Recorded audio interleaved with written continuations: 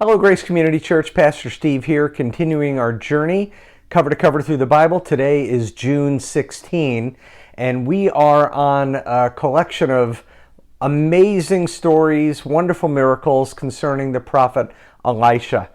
Even as I'm going through these, I'm making a mental note that I think going through these miracles might be a great message series for next year. Don't be surprised if we bump into it. So many wonderful principles about what God is like from these stories. Our first story begins in 2 Kings. We're looking at chapter 5, chapter 6, chapter 7, and chapter 8 of the story of Naaman and his leprosy.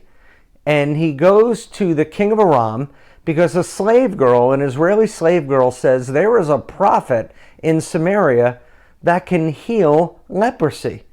Well, that is an amazing statement, and it's interesting how much they trust this little girl. And so the king of Aram writes a letter saying, "Hey, king of Israel, heal my prized general Naaman of leprosy." Well, the king of Israel is like, how am I supposed to do that? Now, you got to keep in mind, every king in the northern kingdom of Israel did not follow the Lord. Every one of them. And it's funny, when we are in a place in our lives where we are not close to the Lord, everything seems impossible. But Elisha heard about the king's panic and says, "Send the man to me." And you saw the story.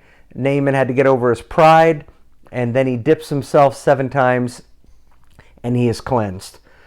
And he actually carries dirt back to his homeland, because he wants to worship the God of Israel on the land of the God of Israel where he is.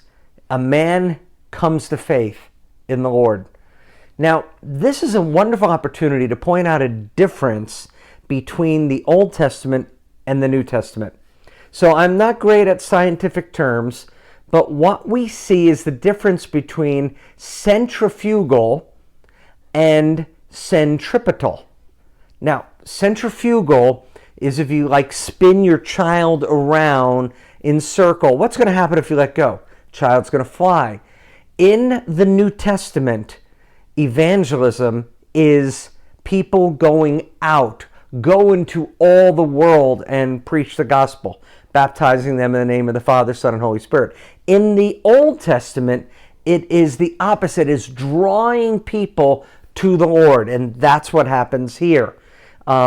There is great gospel proclamation in the Old Testament, but it tends to be people seeing what God is doing through his people and then being drawn and then coming to faith. And in Naaman, we have an example of this. Well, Gehazi wants to get some stuff that Naaman wants to give away. Elisha didn't want it. Interesting phrase shows up in verse 26 of chapter 5. That Elisha saw it in the spirit, what was going on. These kind of phrases that show up give us a hint of understanding the nature of the Spirit of God. That the Spirit of God can reveal things that we would not know naturally. And there are times when I sense the prompting of the Spirit, and you might too. Sometimes you think of it subtly as just an intuition, but the Spirit of God can reveal things to us just like it did to Elisha. And every Christian has the Spirit of God. And being filled with the Spirit is that extra step of saying, "Lord, I want to not just have the Spirit as a seal inside of me, I want the power of the Holy Spirit to reside." I would encourage you, if you don't feel like you have it, ask the Lord and say, "Lord, fill me with the power of the Spirit." Now, great story. The whole army of Aram comes to attack Elisha. And Elisha says to his servant these incredible words: "There are more with us than there are against us." And he prayed, "Lord, open the eyes of my servant that he could see." That phrase is another one I like to pray. Because, let's take our city, Boulder City. What are the chances of a small city, of a church growing healthy and expanding its ministry in our community?